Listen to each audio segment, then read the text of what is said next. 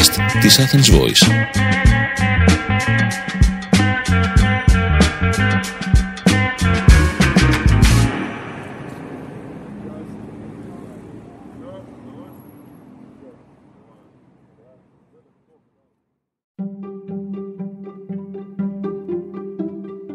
Hello and welcome to Nuclear Threat by Putin podcast. We are Andrea Cepic and Maria Rybachuk.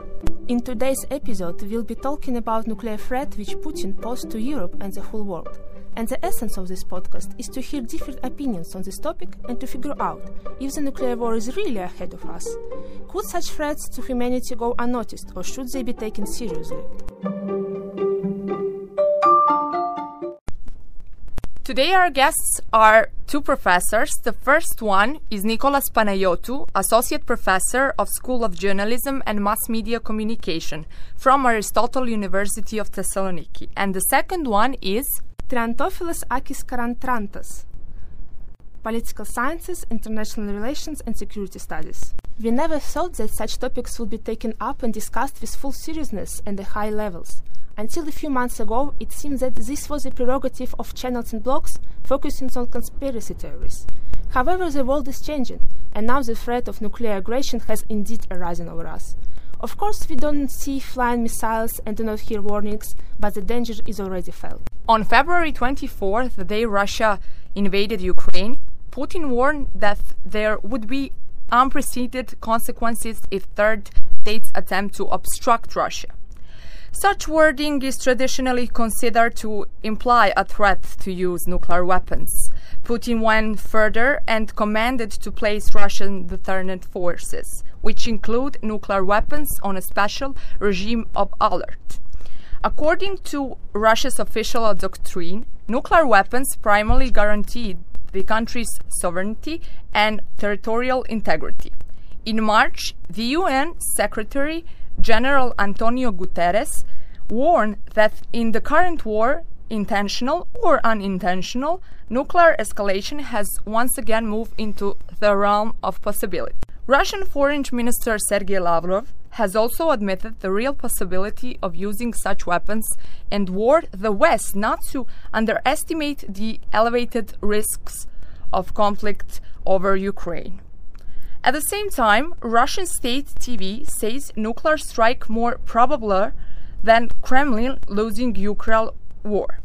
Margarita Simonian, editor of state broadcaster Russia Today, has made a chilling threat saying that the most incredible outcome that all this will end with a nuclear strike seems more probable to me than the other course of events. Daily Mail, Washington Post, and some other outlets show that their concerns after Russian TV threatened Britain with nuclear missile strike, saying one Sarmat missile and the British Isles will no longer exist. If we take a brief look at the history, we will see that the first program to create nuclear weapons was launched in Nazi Germany in 1938, but the attempts of scientists ended unsuccessfully. In 1939, the United States founded the Iranian Committee. 3 years later, they have managed to create a bomb within the Manhattan Project. And in 1945, for the first and last time in history, the Americans used nuclear weapons against people. They dropped uranium and plutonium bombs on Hiroshima and Nagasaki. This attack prompted the Soviet Union to focus on the development of its nuclear weapons. So, after the Second World War, the USSR and the USA became the most important forces in the world, and the presence of such a dangerous type of weapon in both powers forced them to avoid an armed conflict. Today, according to the BBC, Russia has 5,997 nuclear warheads, and almost the same number falls on NATO countries. The USA, France, and Great Britain have together 6,943 nuclear warheads, following by China, Pakistan, India, Israel, and North Korea. The issues with Ukraine having nuclear weapon arise after the collapse of the Soviet Union, when Ukraine received the world's third largest stockpile of nuclear weapons after the United States and Russia. It caused concern in the international community because the appearance of another nuclear state on the world map did not correspond to the idea of nuclear disarmament. Therefore, the United States and Russia immediately began negotiations with Ukraine to give up these weapons. As a result, in May 1992, tactical nuclear weapons were taken to Russia.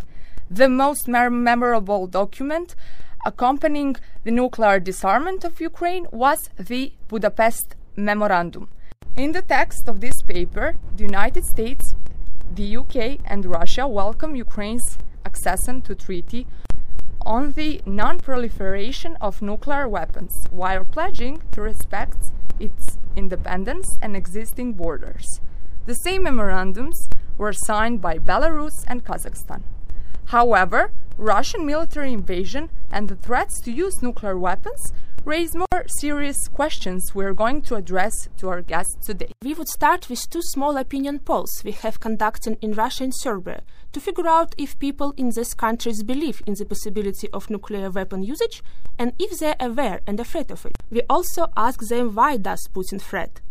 We will present first the answers of Russian people, and I need to make here a small remark. All our participants have no connection with the government or military sector. Also, for security reasons and in order to avoid problems at home, they wish to remain anonymous. Many Russians were shocked and scared because they didn't know what's to expect, what's coming in the next few days. As time progressed, it became clear that Putin and people like his advisors and environment are at least aware of what's happening. So they're not completely out of their minds.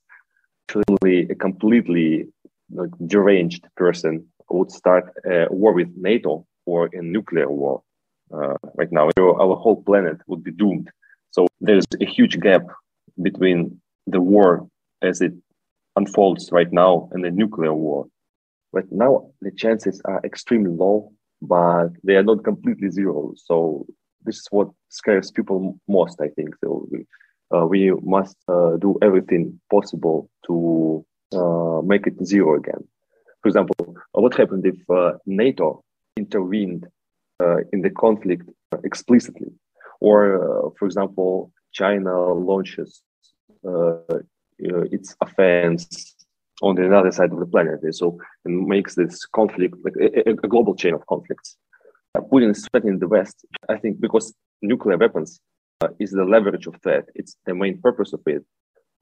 Once the threat is materialized, it's no longer a threat. It cannot be used as an advantage in negotiating. And what bothers me and many Russians, I think, about Putin is not a threat he poses to Europe, but what he's doing to Russia itself and suppressing free will of people in many ways in Russia. So with a sort of paternalistic attitude towards Russian people. So as if they're like children, cannot decide what's good. Vladimir Putin is an extremely experienced player in the foreign policy and military arenas. His main weapon is not tanks, not navy, and not even nuclear bombs. His main weapon is fear, which he has been actively trading for the last 22 years. Nuclear weapons is an ace up his sleeve, but Putin won't put them on table that easily. After a nuclear missile flies, Putin will have no more arguments. But after nuclear strike, the world will stop being afraid and start acting. This will mean the end of Putin. He understands this and skillfully paralyzes the world. So far, the situation in Ukraine, according to Putin, doesn't require the use of nuclear weapons. The death of Ukrainians and Russian soldiers doesn't bother Putin. I doubt the NATO will enter this war. The leaders of Western countries talk about this almost daily. Now Putin's life is not in danger, and his own life and greatness is the only thing that worries Putin. But everything can change. The possibility that Putin will use nuclear weapon is small, but it's not zero. Most people didn't believe that war would begin, but it did. It's the same with nuclear weapons. As for the usage of nuclear weapons by Russia, I do not believe in it. Theoretically, it might be possible, exceptionally in reaction to the similar stroke of the opponent. Of course, like a sane person, I am against this terrible weapon that is able to destroy every mouse and man. So I'm afraid of circumstances that can harm me and my family. Moreover, it's too hard to predict and avoid these circumstances. In my view, Putin is not more threatening than Biden. All politics is as clear as mud, and we never know what different political figures, including Russians, have in mind. So, as we see, Russian people are generally concerned and worried about the nuclear threat, and they find it relatively possible. However, they do not think it will happen, otherwise Putin does not have any other serious things to use as a threat. But let's see now what Serbian people think. I believe and hope that there will be no situation where Moscow can use nuclear weapons. I have opinion that these are just statements that aim to frighten the European and world public. There is certainly a possibility, but I believe that such a thing will not happen. I also believe that the countries that have the main political say in the world beyond Russia have the capacity to provide enough weapons if it's necessary. Also, although Russia is a strong energy resource, sanctions coming from all the world and all sides do not go in its favor. I hope that a real and decisive conversation will take place as soon as possible, and it's reasonable people who must lead such negotiations. All of Putin's actions so far show that he is using all his military strength and weapons to achieve his goal. I think that the use of nuclear weapons is not his way of fighting in this war, but one of the methods of intimidating his opponents. If we consider that there is a possibility of a nuclear war and that Putin is the one who would start it, it would only lead to the self-destruction of him, his people, and the whole world.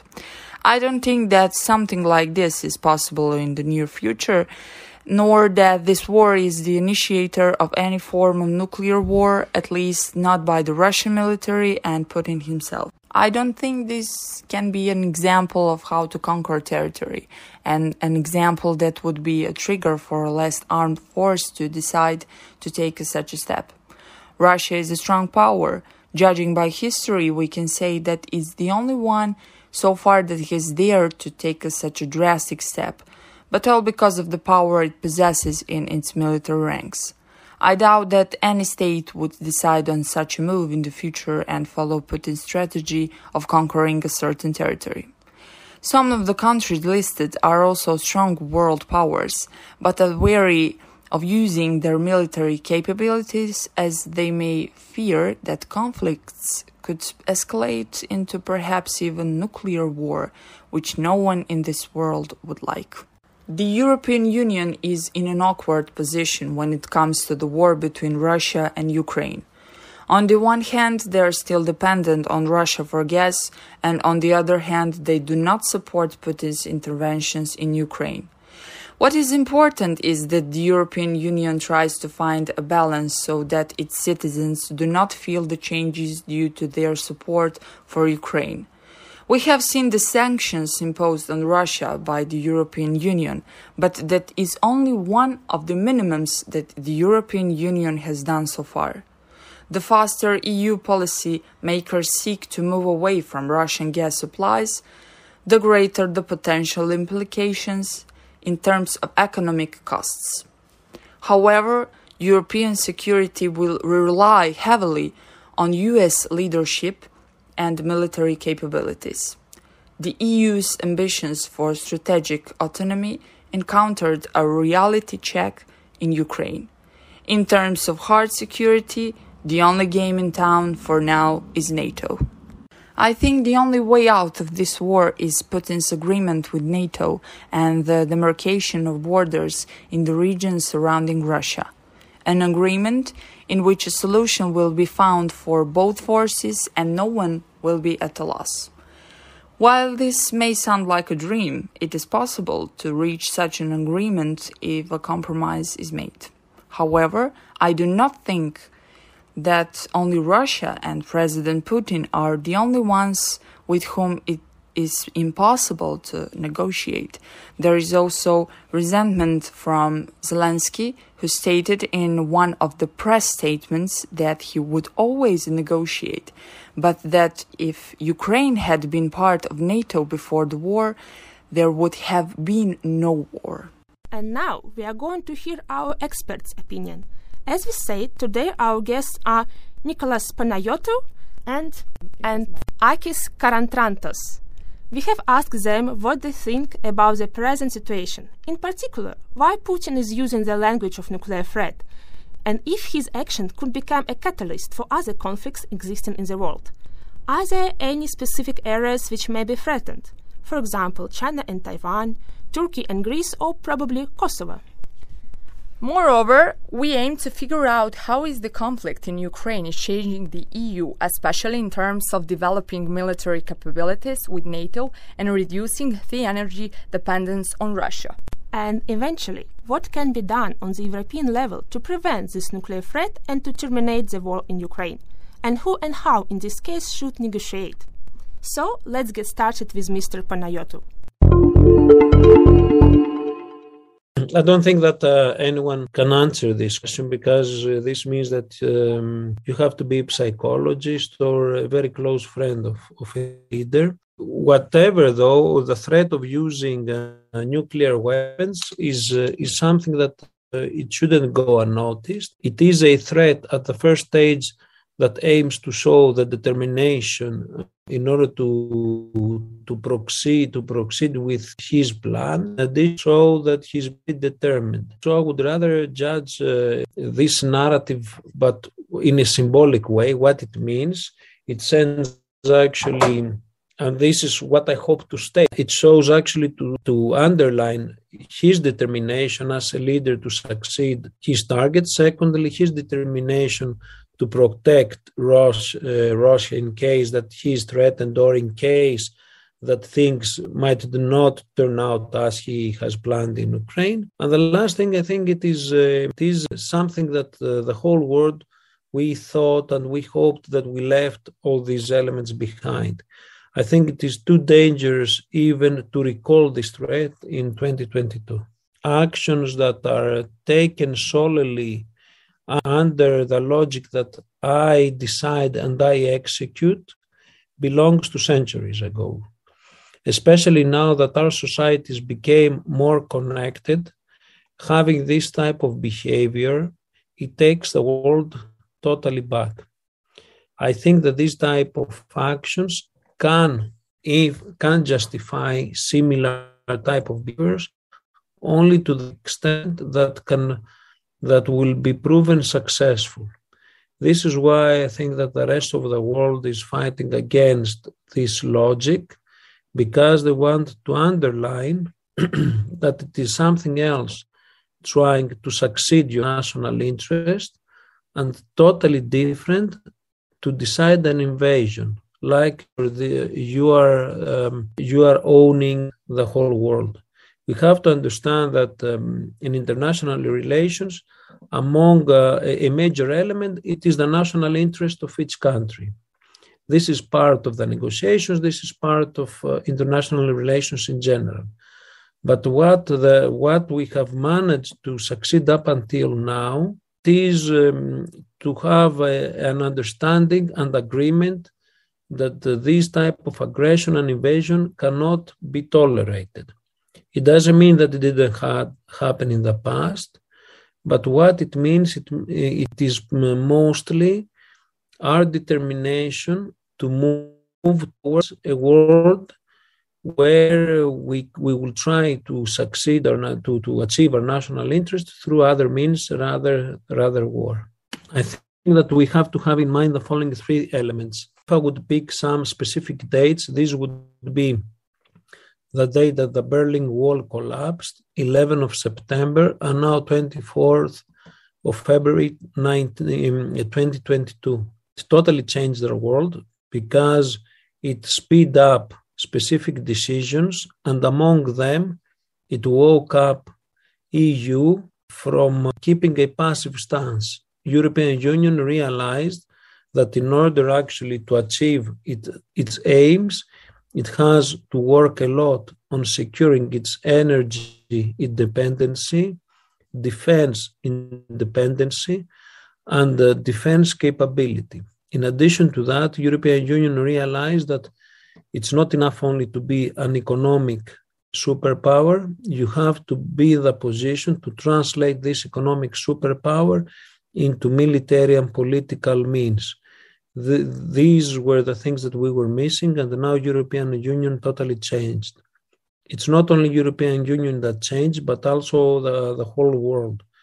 New type of alliances will emerge, while things that have been considered in the past as part of this agreement now collapse. For example, Finland and Sweden are looking forward to join NATO. This is something that has been, let's say, frozen for 60 or 70, from the 40s actually till today. Yes, I think that the European Union should work in the following elements. One, internally, and one externally. Internally means that the European Union should find ways in order to achieve its independency in energy, because as long as you are dependent from someone in energy or in any other sector, it means that you cannot fulfill your policy. Secondly, it has to work in order to address many challenges internally, starting with the new economic era that we are entering. This is very important as well. And externally, in order to be a catalyst in invasion in Ukraine, it has to show determination, it has to show support in Ukraine, and it has to provide the means that it will help Russian civil society to understand the consequences of that type of conflict. It has to work with elements from all over the world in order to stop this invasion. And now we are going to continue with Mr. Karatrantos, whom we have asked the similar questions. Paul, we need to have in our minds that the main argument on behalf of Russia and Vladimir Putin concerning the intervention in Ukraine, it's the argument that the possible entrance of Ukraine to NATO and the transfer of military means from Western countries to Ukraine, it could be a possible threat for Russia's national security. So this is their argument, this is their perception. And that's why they legitimize from their side the use of military force. And I will say this because according to the officials, either Vladimir Putin or other representatives of Russia, for example, Dmitry Medvedev, representing the National Security Council, or even the Minister of Foreign Affairs, Sergei Lavrov, they are stating that we are engaged in a military operation. We have, apart from Ukraine, a variable of Western influence. So there are EU countries and NATO member countries that are supporting Ukraine in military means. So they are providing them military equipment. So this is changing the nature of the dispute in Ukraine, and it is somehow posing a major threat than Ukraine themselves for Russia's national security. And this is finally leading them to describe the means that have in their position, and they could probably use if we have a further escalation. So according to their argument, if things are getting bad in the case of the military intervention due to other reasons, for example, the role of the Western countries and NATO in supporting Ukraine, this could legitimize the escalation on behalf of Russia for the use of more heavily weapons and as the last resort, nuclear weapons. Nobody is in favor to use nuclear arms because there will be a reaction with nuclear arms. This is the very thin red line that keeps the war cold and not hot enough in order to have this framework. So at the moment, how possible is the use of nuclear arms from Russia? We need to have in our minds different parameters, first of all.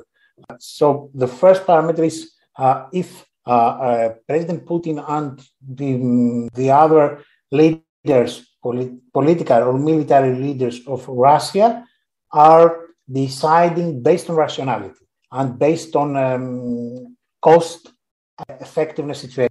There is something in common between Russia, China, Turkey, or Serbia. You mentioned those four countries. There are countries that they have a different understanding about democracy. There is two countries that they have dependencies with other countries based on energy, based on commerce, based on economy in general. So this is the most important thing there. But they have a different perception about what we call it liberal world order. The liberal world order is the official narrative as the outcome of the Cold War. Based on this ideology, we have the development of a new global governance scheme. So based on international institutions, for Russia and China, there is an alternative description of the world. And this description is that there is not only the liberal world order. So as an alternative to the modernization of the West, there is the traditionalism of Russia and China based on cultural values, on ancient cultural values or medieval cultural values, for example. Their global world vision. There is not enough space for human rights. There is not enough space for civil society organizations. There is not enough space even for independent media platforms. So we have the cases with the dispute between China and Google. We have the cases with the dispute between Russia and many independent Western mass media in this situation, or issues linked with, for example, mass gatherings or the expression of a different opinion against the opinion of the states. So there is a possibility to have a bloc, an alliance between Russia and China, because Turkey is another point of discussion. And if we have this kind of an alliance, so that would be a kind of traditionalist bloc or an Eastern bloc, it's an opposite to West. The next state could be a bloc between Russia and China, so a new version of the Cold War. China and Russia have two permanent seats in the United Nations Security Council. So they are very important countries in every important decision. If we have this outcome, so a bloc, so this could be a bloc that could lead us to a new Cold War and different cases of military disputes, limited or not limited, in different regions across the world. Also very important the case of Serbia, because Russia is present and has an important influence in Western Balkans, and mainly in Serbia, where we have issues with the case of Kosovo, that they have a common understanding or a common narrative between the narrative of Russia in the case of Ukraine, for example, the annexation of Crimea, or all this discussion about possible referendums in the Donbass places, so, for example, in Donetsk or Luhansk. So this framing that actually there is a presence of a Serbian-backed minority there or in Bosnia, and how we can lead this situation, or from the other side of the story, an Albanian minority to another country in the Western Balkans. So this could lead us to the situation where the protection of minorities is actually a decision that we have to take seriously in our consideration, and not that they are instrumentalized, there are different countries instrumentalizing, using minorities as an attempt to legitimize a possible intervention. So the case of Kosovo is a possible hotbed that could be an outbreak. We have a completely new terrain in the world, not only in the EU. So first time we have a reference to EU as a security provider, and this is very, very important. So we have a shift in narrative, which is very important because we're describing about institutional narrative. So this leads to a new strategic understanding. Before Ukraine, before the invasion of Russia, the main idea concerning EU defense and security was the so-called strategic autonomy. So we need to be autonomous, we need to build our military capabilities in order to back our soft power with possible use of hard power when it's necessary. Keep in mind that EU is a normative power actor, so it's mainly based on international law, based on negotiations, based on attractiveness, and not on hard power. But the energy dependence is also a very, very important parameter. The energy autonomous Europe is another strategic aim, going hand in hand actually with strategic autonomy in terms of military capabilities. But it is not that easy, because actually the plan was to reach an important level of independence close to 2030. But now they are speeding up decisions in order to achieve this, or something close to this level of autonomy, close to 2023. So in this case, we have the agreements with United States with using liquid gas, and also the bargains with different countries in the MENA region in order to fund a more multilateral scheme of energy providing, not only that unilateral as in the case of Russia, including the US LNG, gas and oil from the MENA region, also the advanced use of renewable energy sources, and of course the other side of the story, which is the more sophisticated use of power from European citizens, which we don't discuss for years, the concept that we're dependent to countries where their leaders are not that democratic as possible, so they're playing the card of dependence as they want it in this case. So it's another kind of warfare, to be honest. And we're describing and discussing a lot about Russia's hybrid warfare. There, the energy blackmail, it is due to the energy dependence, it is part of the pressure. So that's why they're using this pressure in order to break the cycle of the Western countries and to avoid tougher sanctions. We have official statements from European Union's representatives, so the so-called trilogue, so from the European Council, the European Commission, and the European Parliament, and also from the President of the United States and other important politicians, leaders of EU member states and NATO member states, that the use of nuclear arms is a red line that Russia should not cross in this dimension. Because if there is a use of nuclear arms, there could be a reaction. So, of course, there are preparedness plans, there are contingency plans, because nuclear arms was part of the so-called weapons of mass destruction. They're not only nuclear, but there are also biological weapons or chemical weapons. And there are existing plans concerning how to avoid an attack, how to respond to this attack. So there are preparation plans. So first is making clear to Russia that there will be a reaction. You can see that Western officials are not actually phrasing nuclear arms, but they're phrasing proper reaction in this situation. So first, secondly, there are contingency plans, there are preparation plans that they're existing there from the period of 2001 after the 9/11 and the possible reaction and use of weapons of mass destruction. And of course, there are new plans in different frameworks in this situation in order to avoid the use of nuclear arms. So we are very thankful to our guests.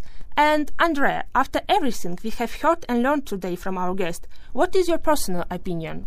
Humanity faces three catastrophic, if not existential, threats: a pandemic, climate change, and now nuclear war. Yet, a nuclear event would be a global game changer, and the risk of that have risen to their highest level since the Cuban Missile Crisis. Russia will respond immediately, and the consequences will be such as you have never seen in your entire history, said Putin in one of the speeches on national television. I ordered the defense minister and the chief of the general staff of the Russian armed forces to put the deterrence forces of the Russian army into a special mode of combat service, Putin said in a televised address.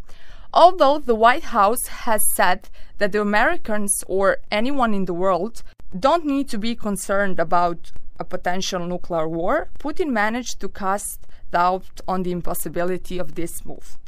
Examining and collecting statements from officials from the United States, the European Union, and other countries around the world, it can be concluded that Putin's threat has so far proved to be another military move behind attempt to intimidate rival military forces.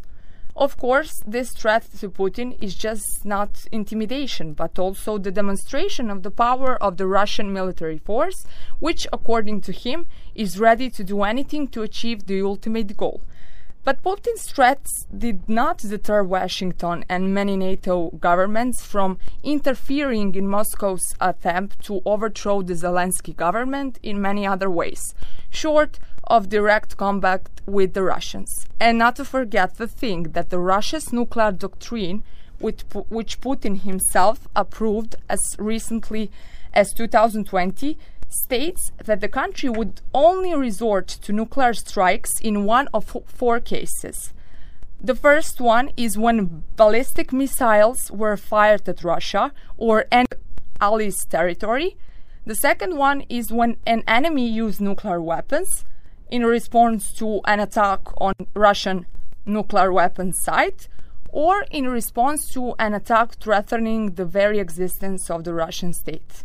None of this is the case in the war against Ukraine. But still, we don't know how the situation will unfold. No one for sure could know the right answer except Putin himself. As we have seen in recent months, Putin plays the red nuclear button in his hands like the keys to an expensive car. Threats follow one after another, both from him and from his propagandist supporters. Perhaps all this was done in order to mentally prepare the Russians for the defeat of their army in Ukraine, and to reduce the degree of discontent of the society, which will exhale with relief that even if the war is lost, the main thing is that the nuclear weapon was not used.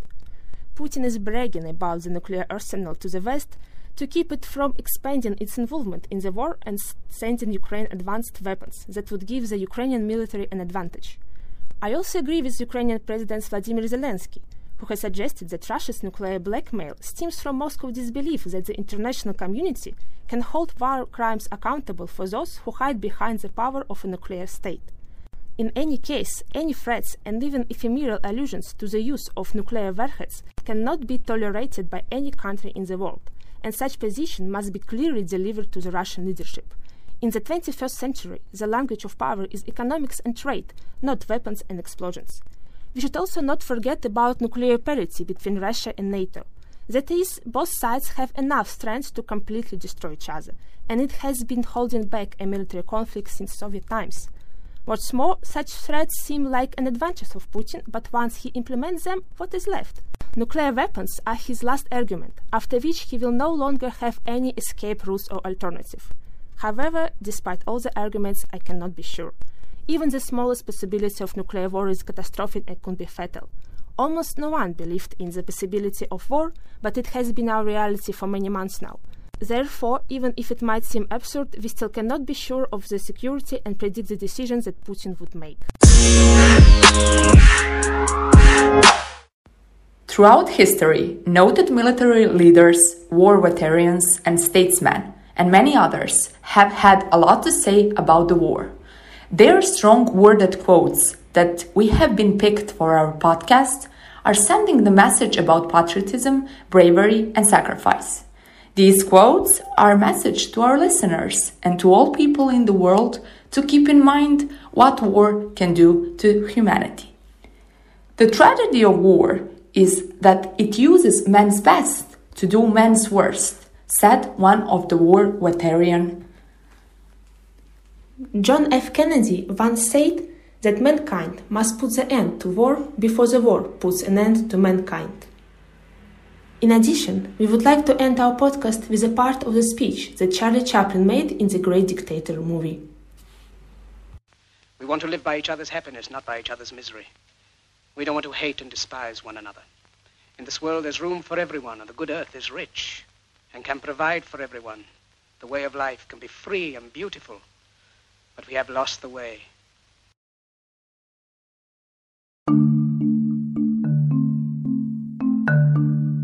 Thank you for listening, especially to our guest interviewers.